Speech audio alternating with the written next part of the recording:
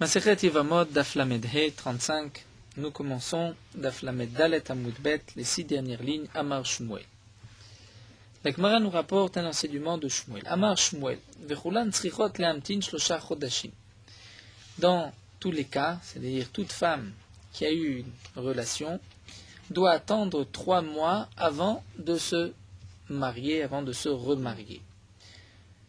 Pourquoi? Comme nous l'avons vu dans la Mishnah, pour savoir si cet enfant, c'est le fils de la première union ou si c'est le fils de ce deuxième mariage. À l'exception, nous dit Shmuel, Chutz migiyoret ou meshucheret ktana, à l'exception d'une convertie ou d'une servante qui a été libérée ktana avant l'âge de 12 ans.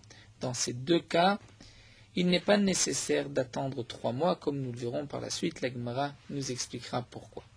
Donc, bien sûr, 3 mois, c'est parce que on peut savoir au bout de 3 mois si la femme est enceinte, comme c'est marqué dans les Shonim, au bout de 3 mois, le Vlad est Nikar. On peut voir est-ce que la femme est enceinte ou pas.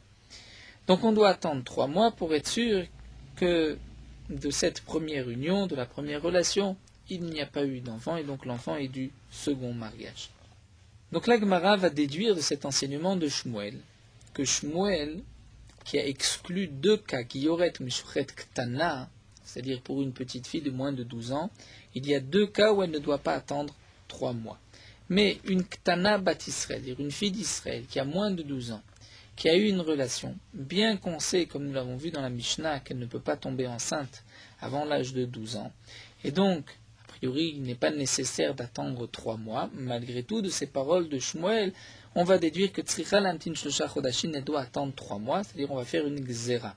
Gzera la Ktana atu Gdola, pour ne pas qu'on se trompe et qu'on permette à une Gdola qui peut tomber enceinte, et que on risque de ne pas attendre 3 mois, donc c'est pour cela que Shmuel a dit que pour une Ktana, Bat Israël, il faut attendre 3 mois. La preuve, c'est que Shmuel a exclu seulement 2 cas, Giyoret Meshuchet Ktana, donc le Chulan, c'est toute fille d'Israël, même si elle a moins de 12 ans, doit attendre 3 mois. Et la Gemara demande au Bémaï. Dans quel cas, une Ktana Bat Israël, donc une fille d'Israël qui a moins de 12 ans, doit attendre 3 mois. Ibe Mioun, si c'est dans le cas de Mioun, comme nous l'avons vu, le digne de Mioun, c'est que Minatora, un homme, peut recevoir les Kiddushin de sa fille, même avant l'âge de 12 ans, elle peut être mariée avant l'âge de 12 ans.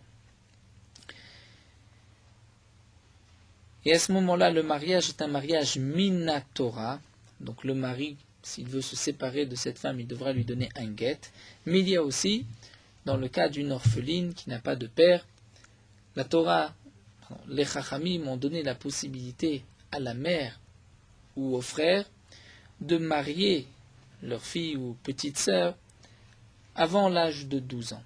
Et elle a la possibilité, jusqu'à 12 ans, de refuser le mariage. Après 12 ans, si elle n'a pas refusé le mariage, elle est mariée.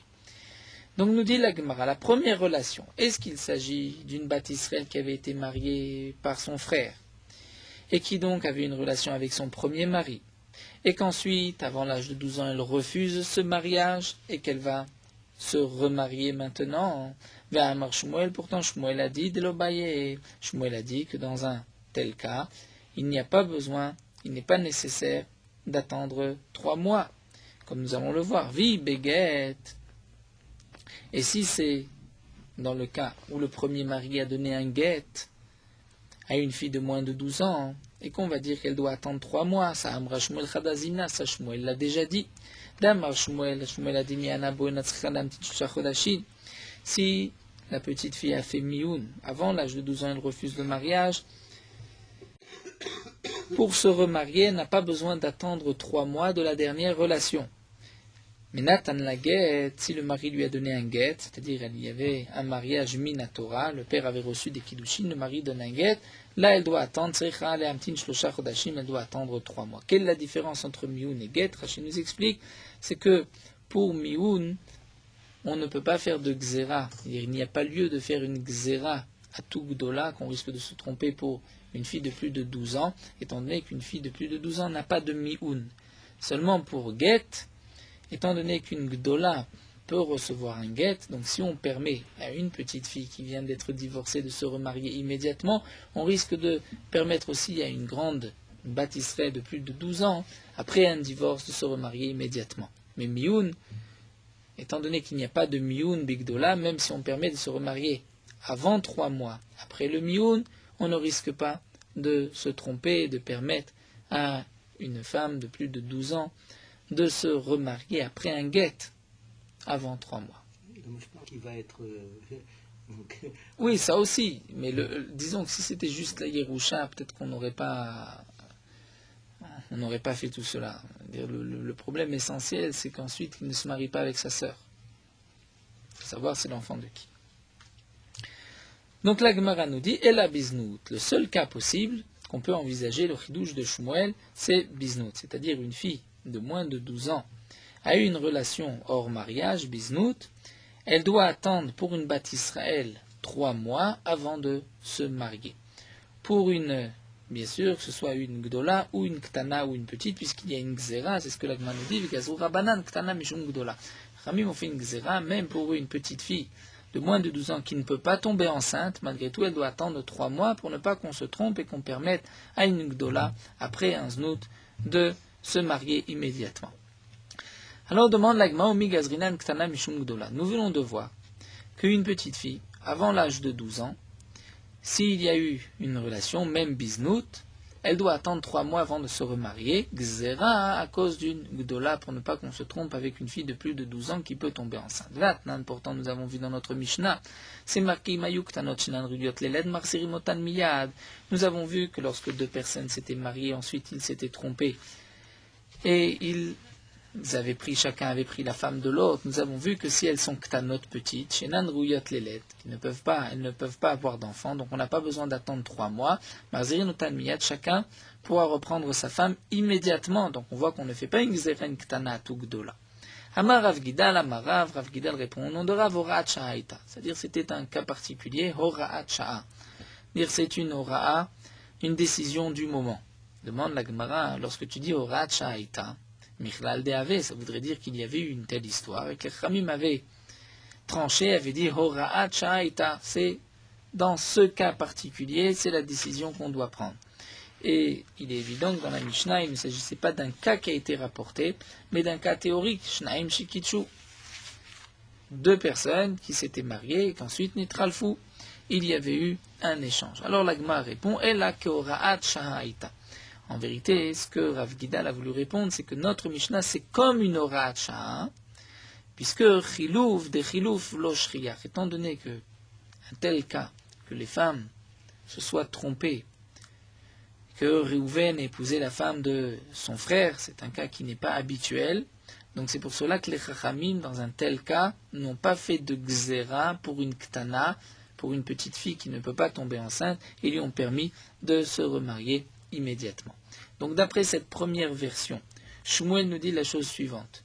Toute bat Israël qui a eu une relation bisnout ou une relation dans le cadre d'un mariage minatora, elle doit attendre 3 mois avant de se remarier, même si elle est ktana et qu'elle ne peut pas tomber enceinte, c'est une gzera pour ne pas qu'on se trompe avec une gdola. À l'exception de 2 cas, c'est-à-dire la guilloret et la meshucheret ktana, c'est-à-dire la convertie ou une servante qui a été libérée, que dans ce cas-là, elles n'ont pas besoin, les 2, d'attendre 3 mois. Et Rashi nous explique pourquoi, étant donné que Guilloret ou Meshuchret, ce ne sont pas des cas habituels, c'est-à-dire une Guilloret Ktana, ce n'est pas fréquent. Donc les Khamim n'ont pas fait de Gzera. C'est vrai que dans notre Mishnah, nous avons vu que lorsque les 2 frères, mariés à 2 sœurs, avaient échangé leurs femmes, s'étaient trompés, donc si elles étaient Ktana, elles pouvaient se remarier immédiatement, parce que ça c'était un cas qui n'était pas habituel, et donc nous avons une règle, les Khamim ne font pas de Gzerot, lorsque c'est l'Oshriar, ce ne sont pas des cas fréquents et habituels. L'Ishnach, l'Agma nous rapporte une autre version, où Amrela, d'après certains, on disait ainsi, Amar Shmuel, Shmuel a dit, Kulan Srichot Lamtim Shosha Chodashim.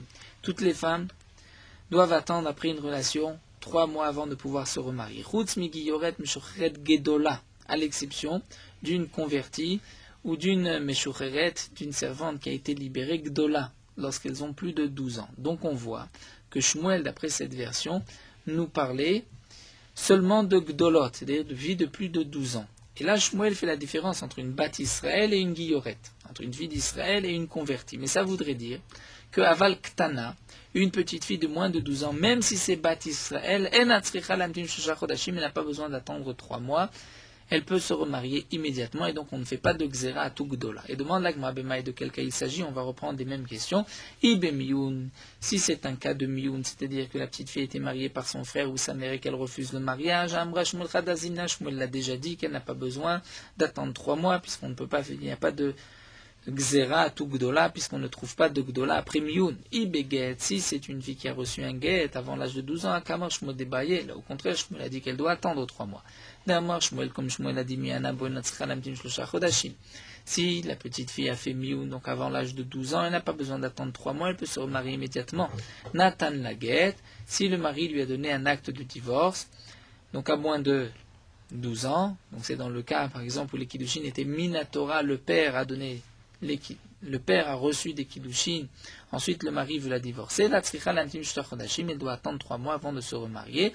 Donc dans quel cas Shmuel nous a dit qu'elle n'a pas besoin d'attendre 3 mois, elle a biznout, c'est biznout. C'est-à-dire si une petite fille avant 12 ans a commis un znout, c'est-à-dire une relation hors mariage, elle n'a pas besoin d'attendre 3 mois.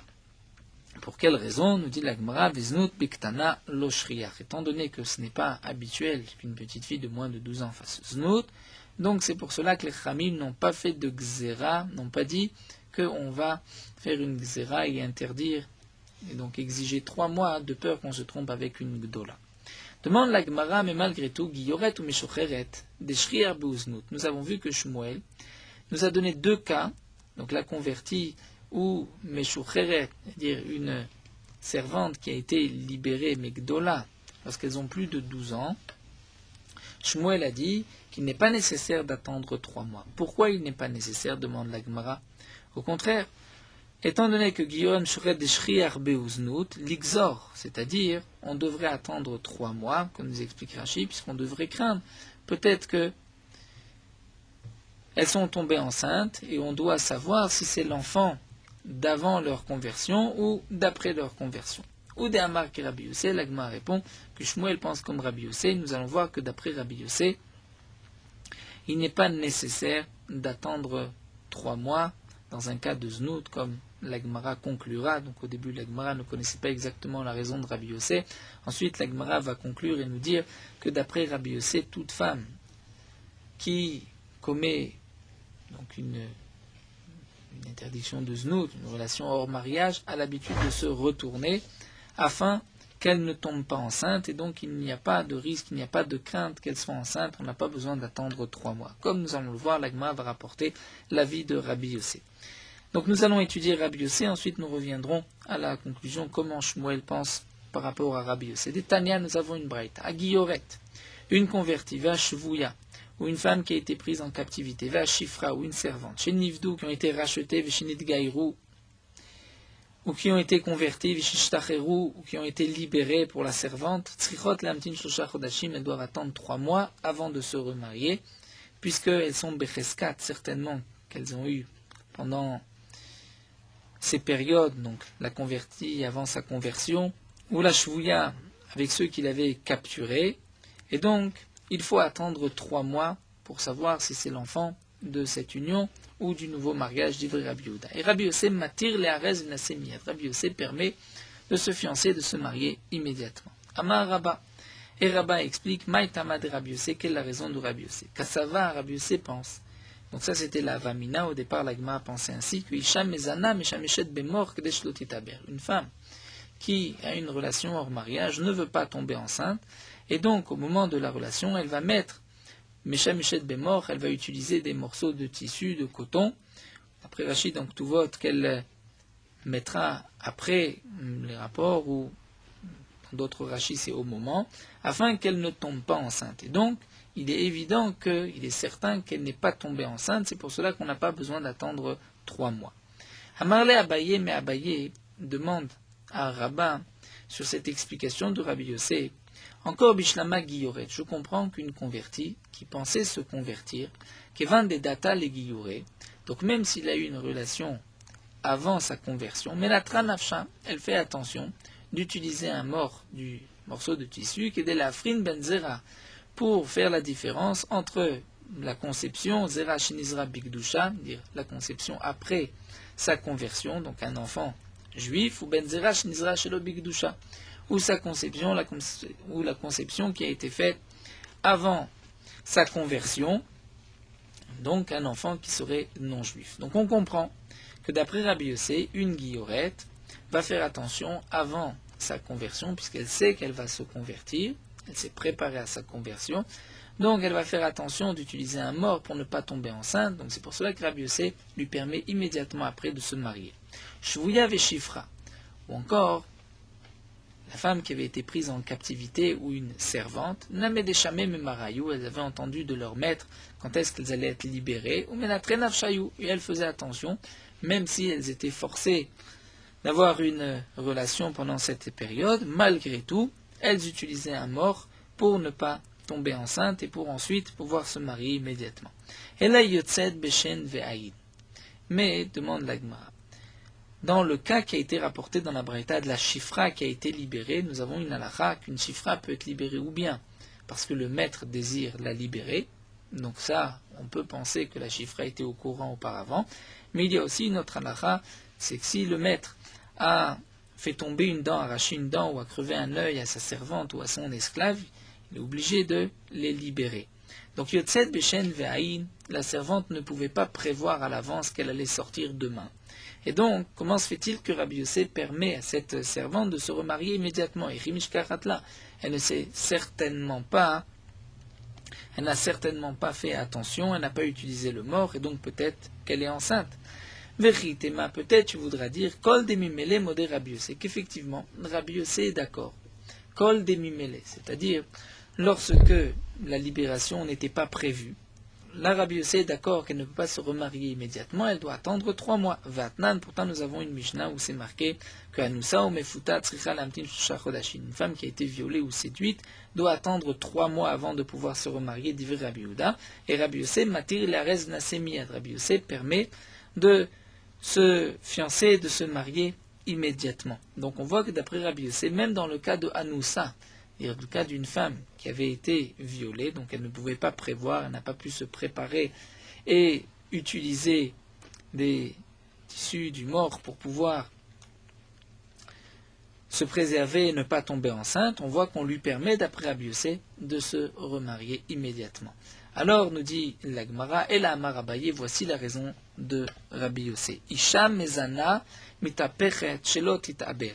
Une femme qui a une relation hors mariage fait attention de ne pas tomber enceinte, et donc elle va se retourner afin que le sérin tombe, ne reste pas, et qu'elle ne tombe pas enceinte. C'est pour cela que d'après Rabbi Yossé, elle n'a pas besoin d'attendre 3 mois. Et Rashi rajoute que même dans le cas d'une chifra qui sortira demain Beshen Ve'ayin, elle ne pouvait pas prévoir, malgré tout, étant donné que c'est une chose facile de se retourner et de ne pas tomber enceinte, donc elle le fera.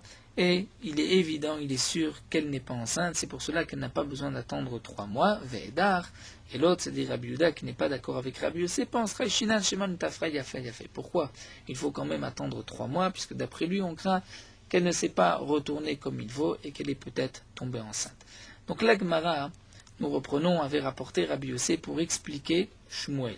Shmuel avait dit que, d'après cette deuxième version, qu'une Bat Israël Gdola doit attendre 3 mois, même après un znout, mais une Bat Israël Ktana n'a pas besoin d'attendre 3 mois. Et même pour une Gdola, dire plus de 12 ans, une Yorette, une convertie, une Meshoucheret, n'a pas besoin d'attendre 3 mois. Et donc, quelle est l'explication de Shmuel? L'Agmara a utilisé Rabbi Yossé, bien que Shmuel ne pense pas exactement comme Rabbi Yossé, puisque nous avons vu que Shmuel, pour une Bat Israël de plus de 12 ans, même lorsqu'il y a eu un znout, c'est-à-dire une relation hors mariage, Shmuel va exiger 3 mois. D'après Rabbi Yossé, pour n'importe quel znout, on n'a pas besoin d'attendre 3 mois. Comment se fait-il que Shmuel pense qu'il faut attendre 3 mois? Rashi nous explique que d'après Shmuel, il y a là une gzera entre un znout et un premier mariage. C'est-à-dire, il est évident qu'une femme mariée qui ensuite a divorcé ou son mari est mort, elle devra attendre 3 mois avant de se remarier, même d'après Shmuel qui est d'accord avec Rabbi Yossé qu'au moment d'un znout, elle se retourne, elle fait en sorte de ne pas tomber enceinte, mais lorsqu'il y a eu un premier mariage, là, la femme est d'accord de tomber enceinte, donc elle devra attendre 3 mois. Donc Shmuel pense que lorsqu'il y a eu un znout, pour une fille de plus de 12 ans, elle devra quand même attendre 3 mois, Xéra, pour ne pas qu'on se trompe avec une femme mariée. Dans le cas de Guilloret ou Meshucheret Gdola, Shmuel pense, comme Rabbi Yossé, que la convertie ou la Meshucheret, puisqu'elles savent qu'elles vont bientôt être libérées, bientôt se convertir, elles vont faire en sorte de ne pas tomber enceinte. Et là, Rashi nous explique que pour Shmuel, il n'y a pas lieu pour une convertie de faire une xéra, même si la relation avant sa conversion était un znout, on aurait dû faire une xéra à tout Nesua.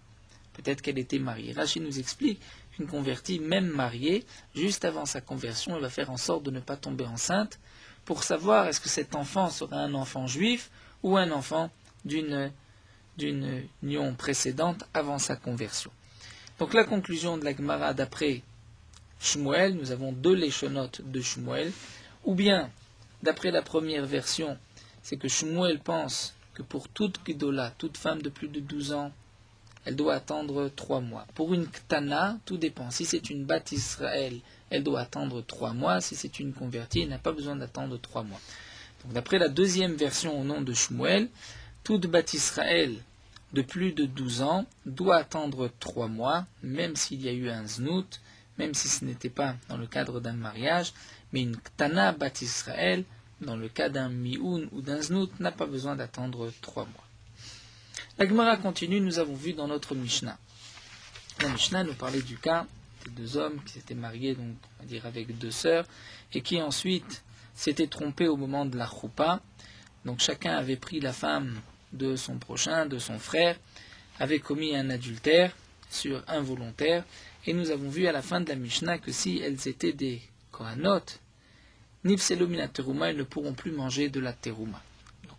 Comment on comprend cette Mishnah? C'est que si elles avaient épousé des Kohanim,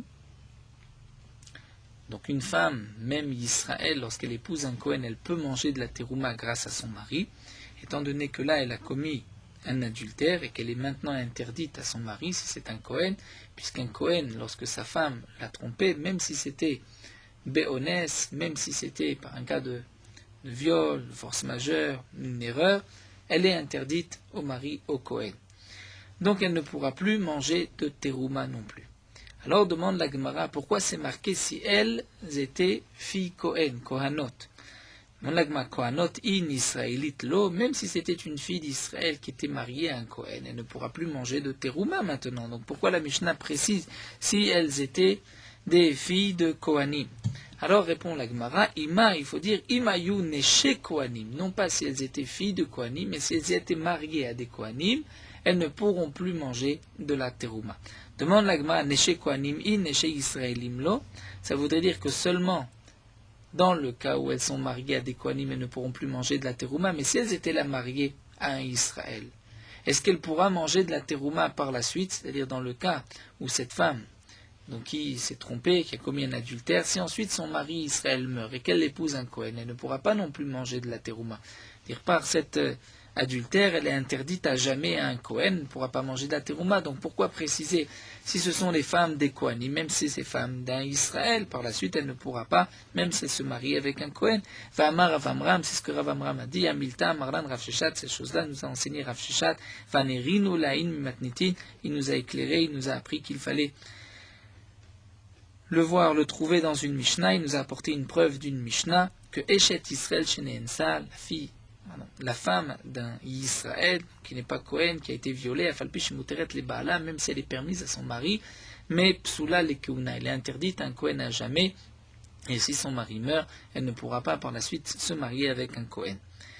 Amar Rava, donc Rava conclut et explique que signifie la Mishnah Imayu Kohanot Achikama, Imayu Kohanot Niswot le Israël. C'est-à-dire, comme le rapporte Rashi, nous avons une halakha. Une fille d'Israël qui se marie avec un Kohen a le droit de manger de la terouma tant qu'elle est mariée. Si le Kohen la divorce, elle ne pourra plus manger de terouma. Une fille Cohen qui est mariée à Israël, avant son mariage, elle pouvait manger de la terouma. Une fois mariée à Israël, elle ne peut plus manger de la terouma. Si son mari Cohen meurt sans laisser d'enfant et qu'il n'a pas de descendance, elle retrouve son statut initial, elle était fille de Cohen, elle pourra manger de la terouma. Donc Rava vient nous dire, voici ce que la Mishnah a voulu dire. Imayu Kohanot Nesuot le Israël. Si ces deux femmes étaient des filles Cohen mariées à des Israélites, Nifselo minatruma de Beneshayou, même si leurs maris vont mourir par la suite sans laisser d'enfants, et qu'elles vont donc retrouver leur statut fille de Cohen, elles ne pourront pas manger de la terouma, étant donné qu'ici il y a eu un adultère qui a été commis, même si c'était par erreur, elles resteront interdites, elles ne pourront plus manger de terouma. Adran alach arba'achim, et nous commençons Bezrat Hashem, le 4e Perek. La Mishnah nous dit Acholetz le yibamto. Un homme va faire chalitza à sa yibama. Donc son frère est mort sans laisser d'enfant. Il fait la chalitza et juste après, venimtzet meuberet, il s'avère qu'elle était enceinte. Donc on ne savait pas au moment de la chalitza qu'elle était enceinte. Maintenant, nous savons qu'elle est enceinte. Puisqu'elle est enceinte, donc elle n'a pas d'obligation de yiboum. Et elle n'a pas d'obligation de chalitza, puisqu'à ce moment-là, son frère a laissé une descendance. Donc la chalitza qu'il a fait n'a aucune signification. Et donc, elle n'est pas considérée comme sa chaloutza. Lui pourra se marier avec sa sœur, elle pourra se marier avec un de ses proches parents, et aussi, il ne l'a pas interdite maintenant à un Kohen, puisque la chalitza n'avait pas lieu d'être faite. Donc, Acholetz le yibamto. Un homme fait chalitza sa yibama venimtzet meuberet, il s'avère qu'elle est enceinte. Viyalda, et elle a eu un enfant. Donc là, tout dépend. Il faut aussi que l'enfant soit ben kayama. C'est-à-dire que cet enfant puisse vivre. Bisman shavlat shel kayama, l'enfant est viable. Humuta bikrovotea. Donc à ce moment-là, la chalitza n'était pas valable, n'avait aucune signification, puisque son frère a laissé une descendance. Donc lui a le droit de se marier avec les proches parents de cette femme. Vehi muteret bikrovav, elle a le droit de se marier avec ses proches parents à lui. Velo pasla minakeuna, il ne l'a pas rendue chaloutza, donc elle n'est pas interdite à un Kohen. Dans en avlat shel kayama, c'est vrai qu'elle était enceinte, mais ensuite l'enfant est mort, il n'a pas tenu, donc avant un mois, c'est considéré comme un nefel. Ou asur bikrovotea, donc à ce moment-là la chalitza était valable. Lui a l'interdiction d'épouser les proches parents de sa chaloutza, viyasura bikrovav, elle aussi a l'interdiction de se marier avec ses proches parents. Veniv sela minakuna, maintenant elle est devenue chaloutza, elle ne pourra pas se marier avec un Kohen. Nous avons un autre cas. Connais cet yibamto. Un homme, après la mort de son frère, donc a accompli la mitzvah de yiboum avec la veuve, la femme de son frère, venimtzet meuberet. Et ensuite il s'avère qu'elle était enceinte. Donc il n'a pas attendu les 3 mois comme nous l'avons vu. Elle est enceinte, Veyalda, et elle a eu un enfant. Bisman shavlat shel kayama. Si l'enfant est viable, quel est le din? Donc son frère a laissé une descendance. Cette femme lui était interdite, c'était la femme de son frère Eshetar. Yotzi, il devra la renvoyer, Vechayavim bekorban, et ils ont l'obligation d'apporter un korban puisqu'ils ont transgressé une interdiction de karet. Ve'im en vlad shel kayama, si l'enfant n'est pas shel kayama, n'est pas viable, à ce moment-là, son frère est mort sans laisser d'enfant, et kayem, il peut garder sa yevama. Safek ben tisha la rishon, safek ben shiva la acharon, dans le cas où il y a un doute, est-ce que cet enfant est un enfant qui est né après 9 mois, et donc il est de son frère, ou safek ben shiva, ou c'est son fils à lui, qui est né après 7 mois, c'est-à-dire un homme a épousé la femme de son frère seulement 2 mois après la mort de son frère. Il n'a pas attendu les 3 mois. Au bout de 7 mois, elle a eu un enfant. Il ne sait pas si cet enfant c'est le sien ou c'est l'enfant de son frère. Si c'est l'enfant de son frère, donc il ne peut pas continuer de vivre avec cette femme puisque son frère avait un enfant. Et si son frère avait un enfant, donc il n'y avait pas de mitzvah de yiboum. Si c'est son propre enfant, donc il a accompli la mitzvah de yiboum, eh bien Yotzi, il devra renvoyer cette femme, là il devra lui donner un get misafek, ve'avlat kacher, et l'enfant est kacher. L'enfant est kacher, pourquoi mimanavchar? Si c'est le fils du premier, donc c'est le fils de son frère, et l'enfant n'est pas un mamzer. Si c'est son fils à lui, c'est-à-dire il est né au bout de 7 mois, donc lui avait le droit d'accomplir la mitzvah du yiboum avec cette femme, puisque son frère n'a pas laissé d'enfant, et donc c'est un enfant qui n'est pas mamzer, vechaevim b'hasham taloui, puisqu'il y a là un doute, est-ce qu'il y a eu une transgression de la Torah ou pas, donc ils ont l'obligation d'apporter un korban hasham taloui, c'est-à-dire pour tout safek, lorsqu'on a un doute, est-ce qu'on a transgressé une avéra de karet, on doit apporter un korban appelé hasham taloui. Itmar, la Gemara nous rapporte une marloquette entre Rabbi Yochanan et Resh Lakish. Acholetz le meuberet v'ipila. Un homme qui fait la chalitza à la femme de son frère qui était enceinte, v'ipila, et après la chalitza, elle a eu une fausse couche. Qu'au moment de la chalitza, elle était enceinte, ensuite elle a fait une fausse couche. Est-ce que la chalitza était valable ou pas? Donc il est vrai que son frère n'a pas laissé de descendance, mais au moment de la chalitza, elle était enceinte. Peut-être que cet enfant allait vivre. Rabbi Yochanan amar ena tzricha chalitza min ha'achin. Rabbi Yochanan dit, elle n'a pas besoin de chalitza des autres frères. Resh Lakish amar tzricha chalitza min ha'achin. Resh Lakish dit, elle a besoin d'une chalitza. Donc d'après Rabbi Yochanan, elle n'a pas besoin de chalitza, puisque la chalitza qui a été faite ici est valable. D'après Resh Lakish, elle n'est pas valable, nous allons voir pourquoi. Rabbi Yochanan amar ena tzricha chalitza min ha'achin. Rabbi Yochanan dit qu'elle n'a pas besoin de chalitza, bien que c'est vrai que son frère donc est mort sans laisser d'enfant, mais malgré tout, chalitzat mouberet shme chalitza, la chalitza qui a été pratiquée alors qu'elle était enceinte est valable. Et puisqu'ensuite il s'avère que l'enfant est mort, n'était pas viable, donc il y avait une obligation de chalitza, la chalitza a été faite, ou bien s'il y avait eu biat mouberet shme bia, si il avait eu une bia, une nation, il avait pris ça, yebama, et qu'ensuite il s'avère qu'elle était enceinte et que le bébé est mort, c'est quand même une bia et donc il a accompli la mitzvah du yiboum. Resh Lakish amar tzricha chalitza min ha'achin. Resh Lakish dit que non, il faut faire une chalitza. Pourquoi? Chalitzat mouberet lo shme chalitza, biat mouberet lo shme chalitza. La chalitza d'une femme enceinte n'est pas valable et le yiboum d'une femme enceinte n'est pas valable. Et nous allons voir la raison de chacun. Bema et Kameflike demande l'agma quel est leur marloquet.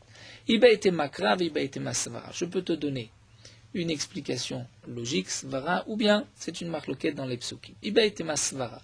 On va commencer par la svara. Une logique. Rabbi Yochanan sava. Rabbi Yochanan dit, cet homme-là, lorsqu'il est mort, sa femme était enceinte. Donc on ne sait pas si l'enfant va vivre ou pas. Si l'enfant va naître, va vivre, donc il n'y a pas d'obligation de chalitza ni de yiboum. Si l'enfant, en fin de compte, va mourir, si on avait attendu, et qu'on avait vu que cette femme-là a eu une fausse couche, ou même si elle a accouché et qu'ensuite le bébé est mort immédiatement après, avant un mois. Donc le frère est mort sans laisser d'enfant. Donc la chalitza ou le yiboum qui a été fait entre-temps est valable, puisque le problème c'est qu'on ne savait pas si elle allait avoir un enfant ou pas. Et donc nous dit Rabbi Yochanan, im Yavu Eliyahu, si Eliyahu était venu te dire, Viyoma, Deha de Yabra Mepule Mafla, si Eliyahu Hanavi était venu te dire, tu sais, cette femme est enceinte, mais elle va perdre son bébé. Milav bat chalitza viyiboum. N'a-t-elle pas l'obligation de faire chalitza et yiboum?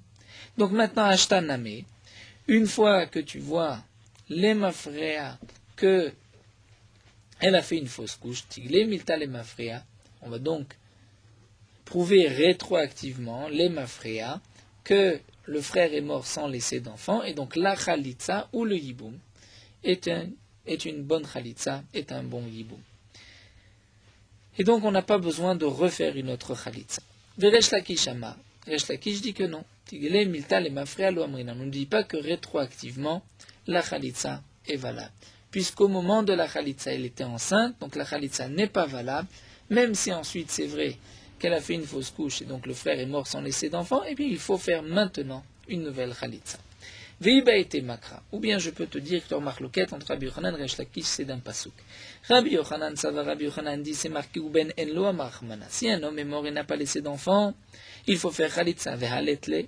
Cet homme-là, au moment où on lui a fait cette femme-là, au moment où on lui a fait chalitza, elle n'avait pas eu encore d'enfant. Donc le frère n'avait pas d'enfant, la chalitza est valable. Veresh Lakish Savar ou Ben Enlo Ain Alaf. Comme nous l'avons déjà vu, cette dracha, Resh Lakish pense que puisque c'est marqué ou Ben Enlo, En avec un Yud, c'est pour te dire Ain Alaf. C'est-à-dire cherche bien, regarde bien, vérifie bien que le frère est mort sans laisser d'enfant. Et donc si sa femme est enceinte, tu ne peux pas faire de Khalitza. Donc là, nous avons une marloquette entre Rabbi Yochanan et Resh Lakish lorsqu'on a fait une Khalitza alors que la Yivama était enceinte. Est-ce que la Khalitza est valable ou pas dans le cas, bien sûr, où elle a fait une fausse couche par la suite? Eh bien, Etivé Rabbi Yochanan, Resh Lakish, Rabbi Yochanan va objecter à Resh Lakish de notre Mishnah. Nous avons vu en Avlat Shel Kayama que si un homme avait fait la Khalitza et il s'avère qu'elle était Meuberet enceinte et que le petit est mort, n'était pas viable, en Avlat Shel Kayama, c'est marqué ou Asur Bikrovote, Avi Asura Bikrova. Lui a l'interdiction de se marier avec les proches parents de cette Khalitza, elle a l'interdiction avec ses proches parents, Psula Minakiuna, il ne peut pas se marier avec un Kohen. Donc ça veut bien dire que la Khalitza était valable. Donc Bishlama dit Rabbi Yochanan dit d'après moi Damina Khalitzat Muberet Shme Khalitza, que la Khalitza d'une femme enceinte est valable. Bishumari passe là, on comprend pourquoi elle est maintenant interdite au Kohanim. Elle a les dit mais d'après toi Resh Lakish Damarta Khalitzat Muberet Lo Shme Khalitza, qu'étant donné qu'au moment de la Khalitza elle était enceinte, donc ce n'est pas une Khalitza. Donc dans notre Mishnah elle était aussi enceinte au moment de la Khalitza. C'est vrai qu'on ne le savait pas, mais elle était enceinte. Donc Amai passe la Minakiuna, comment se fait-il qu'elle ne peut plus se marier avec un Kohen? Amarle, il lui a répondu, Miderabanan vechumra balma. Ce n'est qu'une nalacha miderabanan, mais c'est vrai que Minatora, la Khalitza n'est pas valable. Ika de Amre, d'après une autre version, c'est Resh Lakish qui a posé la question à Rabbi Yochanan. Et tu veux Resh Lakish de Rabbi Yochanan, de la même Mishnah. En avlat shel kayama, c'est marqué ou asur bikrovotea, v'yasura bikrovotea kiuna. Et si l'enfant n'était pas viable, en fin de compte, elle est interdite, elle ne peut pas se marier à un Kohen. Donc là, Resh Lakish dit, Bish la maladie dit encore, d'après moi, Damina Khalitza Muberet Loshme Khalitza. Moi qui pense que la Khalitza d'une femme enceinte n'est pas une Khalitza valable, je comprends pourquoi c'est marqué juste pasla, la chaîne pasla minakiuna, qui est une interdiction légère pour nous dire les khumra. C'est-à-dire c'est juste une khumra. Et ce n'est pas marqué velo katane enatzricha Khalitza minachin. Parce que le Tana aurait dû nous dire, elle n'a pas besoin de Khalitza, et donc je comprends, si elle n'a pas besoin de Khalitza, que la première Khalitza était valable. Donc, elle est interdite à un Kohen. Elle a les ditra, mais d'après toi, si vraiment, d'après toi, Rabbi Yochanan, la Khalitza est valable. Donc le Tana aurait dû dire, elle n'a pas besoin d'une autre Khalitza. Et je comprends tous les dinim, les conséquences de cette halakha. Pourquoi c'est juste marqué Velopila Pasla Minakiuna? Ça montre bien que ce n'est que Midirabanan. Et là, Rabbi Yochanan répond, Amarle Inachiname. C'est vrai que le Tana aurait pu dire la même chose. Seulement, va aider Tane Recha Lo Pasla, Tane Sefa Pasla. Puisque dans le début de la Mishnah, dans la Recha, c'est marqué Lo Pasla. Donc dans la Sefa, c'est aussi marqué Pasla. Et dans la Recha, on ne peut pas marquer Tsricha Khalitza, qu'elle a besoin d'une Khalitza, puisque la Recha, le premier cas, c'est lorsque l'enfant est un Vlad Shel Kayama. Donc si son frère a laissé un enfant, il n'est pas nécessaire de faire une Khalitza ni Yiboum. Donc c'est pour cela que c'était marqué Velo Pasla Minakuna. La Khalitza n'avait pas de sens. Donc on a continué, repris cette expression dans la Sefa. Et Tivé Rabbi Yochanan et Resh Lakish, Rabbi Yochanan va objecter à Resh Lakish d'une autre question, d'un autre morceau de la Mishnah. C'est marqué Navlat Shel Kayama Yekayem, que si l'enfant n'était pas viable, dans le cas où il a épousé sa Yivama, il s'avère qu'elle est enceinte, et qu'ensuite l'enfant n'est pas viable, ne vit pas. Donc nous avons vu que Yekayem, il pourra la garder. Bish la maladie dit Rabbi Yochanan encore, d'après moi, Damina, j'ai dit Khalitza Muberet Shme Khalitza, que la Khalitza d'une femme enceinte est une bonne Khalitza, ou Biat Muberet Shme Bia, mais que aussi, s'il y a eu une bia, une relation avec une femme enceinte, Shme Bia, c'est considéré comme une bia. Donc je comprends, Mishumari Katane Ikaim, c'est pour cela que c'est marqué qu'il peut la garder, puisque la première bia de la Yevama était valable. C'est vrai qu'au moment où il a une relation, il a pris cette Yevama, donc elle était enceinte, c'était un doute, il ne savait pas, peut-être qu'en fin de compte, ce qu'il a fait était une interdiction, mais puisque de toutes les manières l'enfant n'était pas viable, donc le yiboum rétroactivement était valable, donc c'est pour cela qu'il peut la garder. Elle a les ditra, mais d'après toi, Resh Lakish, Tamarta qui a dit Khalitzat Muberet Losh, mais Khalitza, que la Khalitza d'une femme enceinte n'est pas une bonne Khalitza, ou Biat Muberet Losh, mais Bia, et que aussi la Bia d'une femme enceinte n'est pas une Bia, donc il n'a pas accompli la mitzvah du yiboum. Donc d'après toi, lorsque il a voulu accomplir la mitzvah du yiboum, il s'avère qu'elle était enceinte. L'enfant, c'est vrai, n'était pas viable. On dit qu'il pourra la garder, non pas qu'il pourra la garder, mais Yarzor Ve'ivol Ve'ikayem, mais le Tana aurait dû marquer qu'il doit maintenant recommencer la procédure de Yiboum, c'est-à-dire une nouvelle bia, puisque ce qui avait été fait jusqu'à présent n'avait pas de sens. Alors, répond Resh Lakish, Ma Yekayem, c'est vrai, ce qui est marqué Yekayem, ça veut dire Yarzor Ve'ivol Ve'ikayem, c'est-à-dire qu'il doit la reprendre et recommencer le Yiboum de l'Osage, parce que ce qu'il avait fait jusqu'à présent n'est pas suffisant. Donc là, nous allons terminer avec la même question, mais là, cette fois-ci, c'est Resh Lakish qui va poser la même question à Rabbi Yochanan, comme nous l'avons vu du premier morceau de la Mishnah. Il y avait deux versions. Est-ce que c'est Rabbi Yochanan qui pose à Resh Lakish ou Resh Lakish à Rabbi Yochanan? Là encore, nous dit la Gmaïka d'Amri, nous avons une autre version. Et Tivé Resh Lakish de Rabbi Yochanan. Resh Lakish va poser la question à Rabbi Yochanan.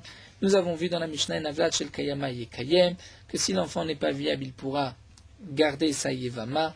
Donc il s'agissait du deuxième cas, où un homme a pris la Yevama de son frère, et ensuite il s'avère qu'elle était Meuberet. Donc il a voulu accomplir la mitzvah du Yiboum, il s'avère qu'elle est enceinte, et que l'enfant n'était pas viable, nous avons vu qu'il peut la garder. Alors dit Resh Lakish, Bish la malédite, d'après moi, d'Amina Khalitsa Muberet Loshme Khalitsa Biat Muberet Loshme Bia, d'après moi qui pense que la Khalitsa d'une femme enceinte n'est pas une bonne Khalitsa, la Bia non plus n'était pas une bonne Bia.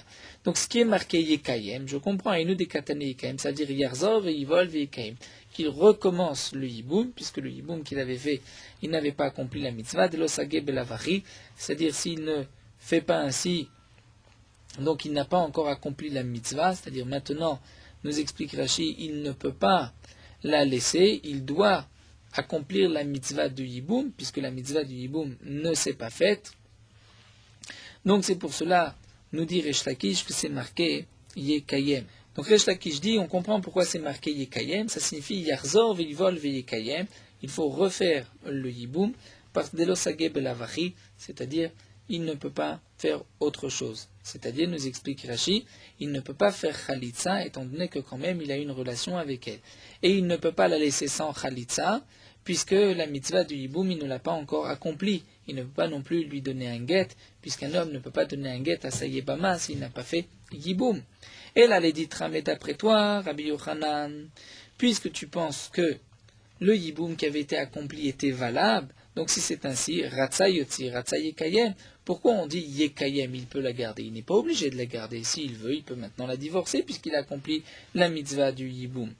Alors, Rabbi Yochanan, Inachiname, c'est vrai que le Tana aurait pu dire, s'il veut, il peut la renvoyer, mais Aïdé de Taner Recha Yotzi, puisque au début, dans la Recha, c'était marqué Yotzi, c'était dans le premier cas, où ensuite, cette femme a eu un enfant qui était viable, donc le frère était mort en laissant une descendance, et donc il n'y avait pas de mitzvah de Yiboum, donc là il fallait la renvoyer, se séparer d'elle. C'est pour cela que Tana Sefa Yekayem, c'est pour cela que dans la Sefa aussi, à la fin c'est marqué Yekayem, mais c'est vrai, nous dit Rabbi Yochanan, que le Tana n'était pas obligé de dire Yekayem, c'est-à-dire qu'il va la garder, il peut s'il veut la divorcer, puisque d'après Rabbi Yochanan, la mitzvah du Yiboum a été accomplie. Donc là, nous avons vu cette marloquette entre Rabbi Yochanan et Resh Lakish. Lorsque un homme n'a pas attendu les 3 mois après le décès de son frère, il a voulu accomplir la mitzvah de Yiboum ou de Khalitsa, et il s'avère ensuite que la Yevama était enceinte. Est-ce que le Yiboum ou la Khalitsa est valable ou pas? Dans le cas bien sûr où l'enfant par la suite est mort, n'était pas viable, est-ce qu'on va dire que l'aime frère rétroactivement? Donc, il a bien accompli la mitzvah de Khalitsa ou de Yiboum, c'est ce que pense Rabbi Yochanan, ou d'après Rabbi Resh Lakish, ce qui a été fait n'avait aucune valeur, et il faudra donc refaire une Khalitsa, ou dans le cas Yiboum. Donc, nous allons nous arrêter ici, on reprendra cette marloquette, la Gemara continuera, nous rapportera d'autres preuves. Merot halacha daf al-lamedhe. Un enfant qui sait s'envelopper de tzitzit, son père a l'obligation de lui acheter un habit de 4 coins et de lui mettre des tzitzit et de faire avec lui la bénédiction pour l'initier au mitzvot. Que signifie un enfant qui sait s'envelopper de tzitzit? Un enfant qui sait mettre les 2 tzitzit devant, les 2 tzitzit derrière, comme lorsqu'on s'enveloppe du talit gadol au moment de la tfila.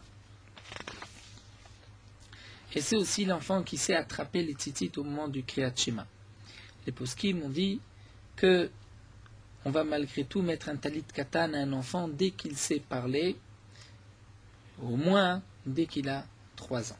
La grandeur d'un tzitzit pour un enfant de moins de 13 ans dépend de la grandeur de cet enfant, puisque il doit pouvoir s'envelopper sa tête et la majorité de son corps. Même si cet habit n'est pas suffisamment grand pour qu'un adulte ait l'obligation de mettre des tzitzit, malgré tout pour un enfant, ceci est appelé et considéré comme un habit important. Un aveugle a une obligation de mettre des tzitzit, même si dans la paracha des tzitzit c'est marqué Uritem Oto, et vous verrez les tzitzit et que l'aveugle ne voit pas. Malgré tout, nous avons un autre pasouk où on apprend que l'aveugle a une obligation de mettre des tzitzit, et ce qui est marqué Uritem Oto, il faut voir les tzitzit, ça c'est pour exclure l'habit de nuit, que là l'habit de nuit n'a pas d'obligation de tzitzit, mais ça n'exclut pas l'aveugle.